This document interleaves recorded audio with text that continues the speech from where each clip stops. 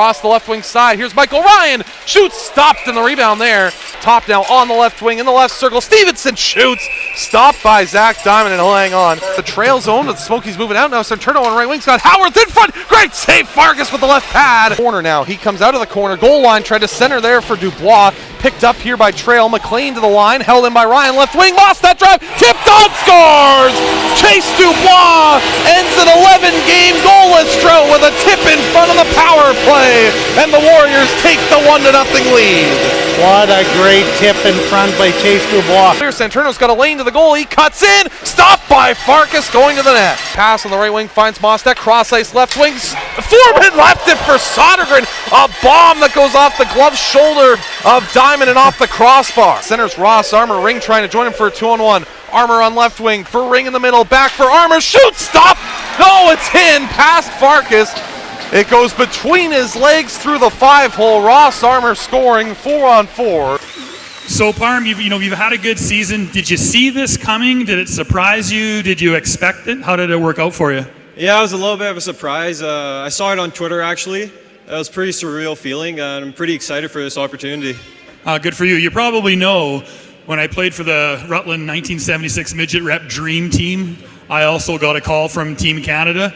I think our phone call was probably a little bit different. They were telling me if I don't stop harassing the coaches, they'd pursue criminal charges. Yours is a little different, I take it?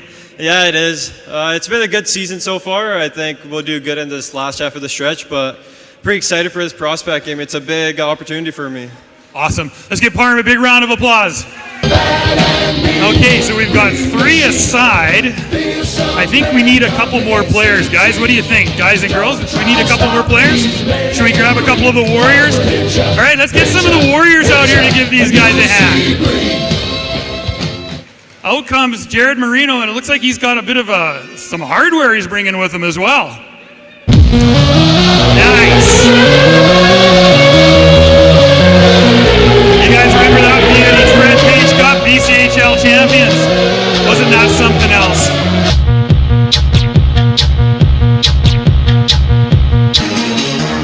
Hey General, do you want to drop the puck?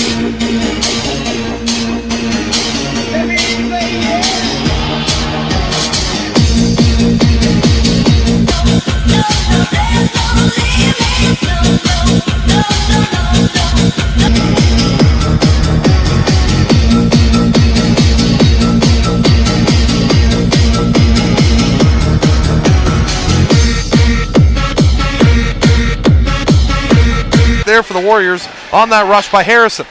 Sodergren back along the right wing side for Judding.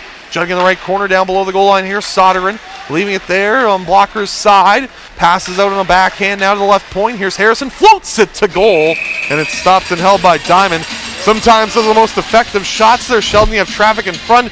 An easily tippable shot. Harrison knows how to get pucks through to goal. For Caton through center, and he'll start in here for Trail. Blaine Caton centering in front. Here's to the backhand. Gantos, great save. Farkas with the right pad. Now cuts out to the middle. Here's Ryan. Holds, shoots, tipped on, loose in front. Moss tap backhander. Denied by Diamond as Russell got a tip on that. Lost that. Here comes Santurno in on the right wing side. Chance short-handed to the backhand. Stopped by Farkas. Connor Sodergren, look out, giving away. Tuck in front. Great save, Farkas. Rebound loose and pushed to the right wing side. Josh, I want to see these guys do one quick rip around the rink. And let's see some skill here. Are you ready, guys? 1, 2, 3, go. General, they would kick your butt, buddy, I think. Right? I know, yeah, they're good.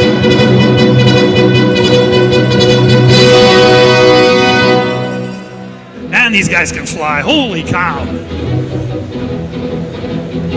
There's our winner. Oh, man down. The goalie's down. All right, let's give him a quick round of applause, and let's get those Frisbees out. Tonight's pot is $400. And you know how it works. If the ultimate Frisbee black ones go in the hole, they get half the pot and re-donate half of it back. The white one goes in the hole. You take the full $400 cash. Marino comes in to help out here on his backhand. Try to center in front. Tilsley intercepts from Ring and threw a shot just over the glove side. There for John Russell. Russell starts out now, right wing side. Here's Harrison, right circle, scores! Jake Harrison with a shot from the right circle that beats Diamond, and the Warriors have the lead again. It's 2-1. I can honestly say all those shots on the ground that the Warriors were putting on, I think that Diamond actually thought that they were going to shoot it on the ground. He seemed to have gone down low, and he was thinking they were going to try to shoot it on low on him and try to get a tip again. That puck just went right over his shoulders. He totally was beaten on that one, and I think he overthought that play. Kind of looked like he was thinking that there was going to be a shot with a tip, and that's not what Harrison was thinking. Zone, look out, they gave it away. Here's Dubois in the slot, chance for the right circle, and threw it up and over the goal. Up along the left side for Stapley. Near side now, Santurno crosses over. Here's Lafrembois in the right circle, shoots, stopped by Farkas, and a big right pad save. Gets that around, try to work that up to the point. Now it's Brown-Milwaukee, right point, drive, stopped by Farkas, rebound loose in front, and they score. Mitch Barker in front off an end wall. Karam backhands it in with Brown-Milwaukee taking the shot. The looks of it as it comes back below the goal line. Foreman finds it here, center, Sodergren, right circle try, missed wide to the glove side. Past the red line now for Mitch Barker, in with a quick shot, stopped by Farkas. Foreman, Sodergren, Harrison, Ryan here for West Kelowna. Howarth, Santurno, Lucchini ring. Back to the right point. Ryan, a drive stop. Rebound loose in front. Another save. And another save there. In on the left wing side. In the left circle. Shot stopped and held by Farkas with 1:50 to go. There, Stapley winds, fires. Stopped by Farkas and held on to. He had plenty of room to shoot that puck. With Sodergren to take the draw against Santurno. 3-on-3 overtime for the first time this year for the Warriors. Tied up there with Dubois, who cuts away from him now. Dubois on his backhand. Dubois still with it. He does a lap and a wrap around. Stopped by Diamond. Dollywall that takes over here for West Kelowna. Dollywall will now circle the wagons here and play for Sodergren. A change is made. Dubois comes on, as does Harrison. As Sodergren will control here for the Warriors. Across for Harrison. Now for Dubois. He's got Sodergren going to the middle. Here's Chase Dubois for Connor Sodergren. He scores! Connor Sodergren ends the game in double overtime. And the Warriors have won 5 in a row. 3-2 your final. If anybody is watching this game, rewind this play, watch that whole play for the last about 30 seconds, how smart Connor Sodergren played. He actually was yelling at his own player to stop the play, get a switch.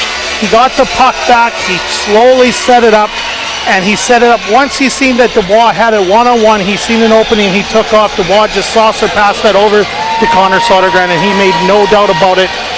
Chatting with assistant coach of the West Kelowna Warriors, Shea Naka, after a 3-2 double overtime win for the Warriors. And Shea, 3-on-3 is this exciting format. First time the Warriors have seen that so far this year. You had a lead, you lost the lead. You had a lead, you lost the lead. You finally get the OT winner.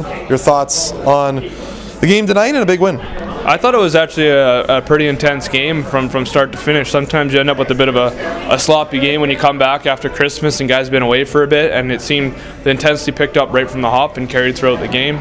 We were able to get the first one on the power play, gave up a tire with 40 seconds left in the period. We were able to take the lead in the third and gave it back again, so maybe not good timing on the goals against some maybe unfortunate circumstances and a tough one maybe on the second goal there.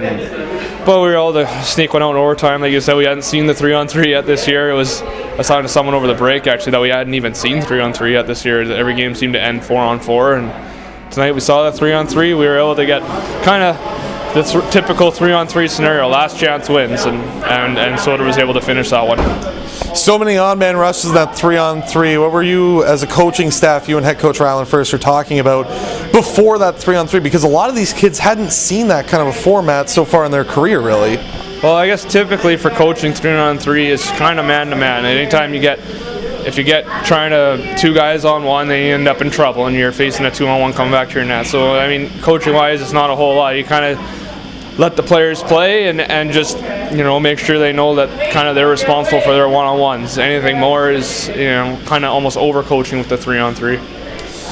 Big goal in overtime. What do you have to say about Connor Sodergren in that OT? He held the puck for at least almost 30 seconds, it seemed, just kind of dictating where guys were going, what the play was. Do you like to see that from a guy like that? Just he knows what he wants, and in the end, it was an overtime winner. That's a real veteran play by Sodergren there. one of the things that you can do on 3-on-3 is if you have the puck and you change while you have it, you can sometimes catch teams tired. And I think Soder was tired himself, but we were able to change and get some fresh bodies out there, and while we maintain the puck, and sometimes you can exploit that a little bit. And so Soder held the puck, we changed, got fresh guys, were able to make a play, created an on-man rush, and then he was able to finish it. A real good shot by him too on that play.